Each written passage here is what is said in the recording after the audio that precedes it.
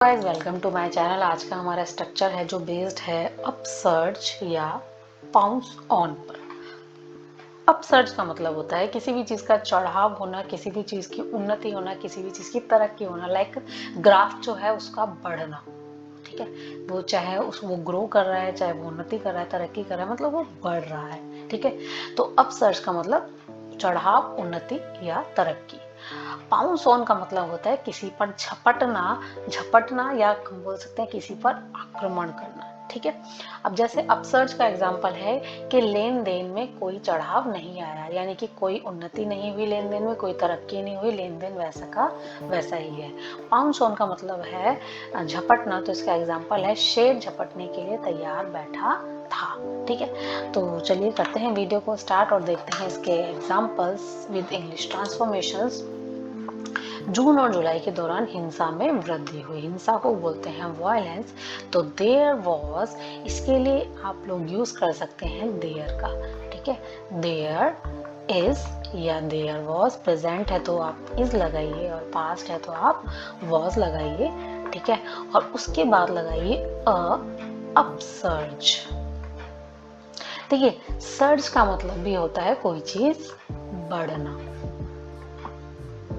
ठीक है। तो अपसर्ज का मतलब भी वही होता है चढ़ाव, उन्नति, तरक्की, ठीक है। तो देयर वॉज अपसर्ज, यानी कि अगर आप पास्ट में बना रहे हैं तो आप वॉज लगाइए, देयर इज अपसर्ज अगर आप प्रेजेंट में बना रहे हैं तो ये लगाइए, और उसके बाद जो चीज बढ़ रही है उसके लिए आप लगा देंगे यहाँ पर विद एप्रोप्रिएट प्रीपोजिशन। जो भी प्रीपोजिशन फिक्स बैठती है वो आप लगाइए। जैसे कि जून और जुलाई के दौरान हिंसा में वृद्धि हुई, तो there was an upsurge in violence during June and July. धार्मिक भावना का उभार हुआ, यानी कि चढ़ाव हुआ, तरक्की हुई, उसका ग्राफ जो है और बढ़ा। तो there was an upsurge of religious feelings. इलाके में हाल ही में हिंसा बढ़ी है, तो देयर हैज बीन, अब बढ़ी है यानी कि काम वो हुआ है, तो यहाँ पर आप हैज बीन का यूज करेंगे। बढ़ा था अगर ऐसा सेंटेंस है तो आप हैड बीन का यूज करेंगे। तो there has been a recent, यानी कि हाल ही में, तो there has been a recent upsurge of violence in the area. लेन देन में कोई उछाल नहीं आया, तो there was no upsurge in takings भी लगा सकते हैं, या इसे हम ट्रांजेक्शन भी बोल सकते हैं। अवैध शिकार में गंभीर वृद्धि हुई है, तो अवैध शिकार को हम लोग बोलते हैं पोचिंग, ठीक है। पोचिंग का मतलब होता है अवैध शिकार, गैर कानूनी तरीके से मार देना जानवरों को। तो देयर हैज बीन, वृद्धि हुई है, तो देयर हैज बीन, अगर वृद्धि हुई थी तो देयर हैड बीन, ठीक है। तो there has been a serious, यानी कि गंभीर वृद्धि, तो देयर हैज बीन सीरियस गंभीर, यानी कि आप अपसर्ज से पहले लगा देंगे, तो there has been a serious upsurge in poaching. Next हम देखते हैं पाउंच ऑन। पाउंच ऑन का मतलब होता है झपटना किसी चीज पर, और आप जिस पर झपटेंगे तो उसके बाद आप ऑन भी लगा सकते हैं और अपॉन भी लगा सकते हैं, ठीक है। तो रेखा ने गेंद पर झपटा मारा और रन बना लिया, ठीक है।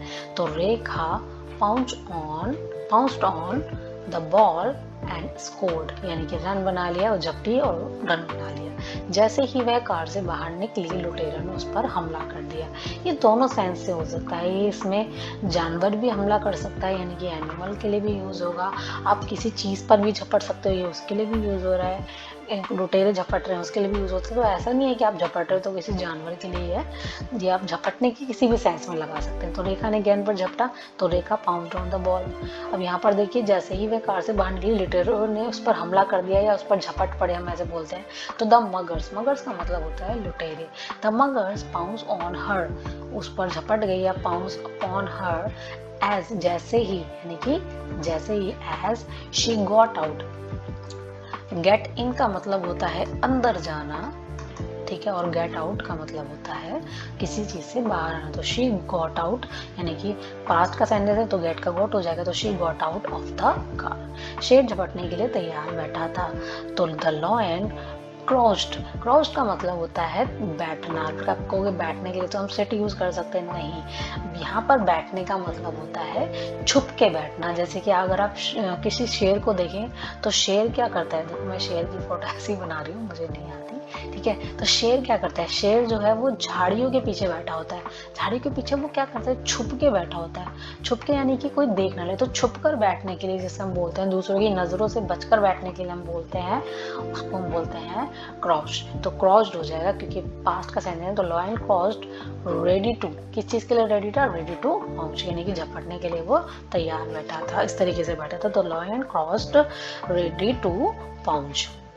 हमने देखा कि बिल्ली चूहे पर झपटने ही वाली थी, तो वाला वाली के लिए हम लोग लगाते हैं अबाउट टू, ठीक है। तो आई सॉ, हमने देखा, वी सॉ द कैट, की बिल्ली जो थी अबाउट टू मतलब झपटने ही वाली थी, the cat about to pounce on the rate.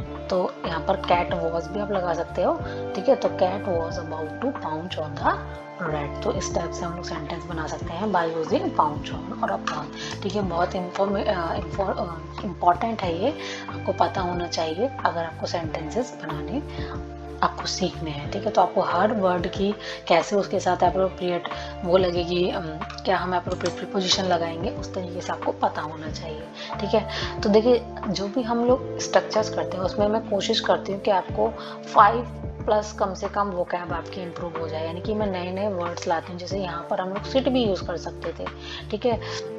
यहाँ पर देखिए मगर से आपको पता चला लुटेरों के लिए क्या यूज होता है, ठीक है।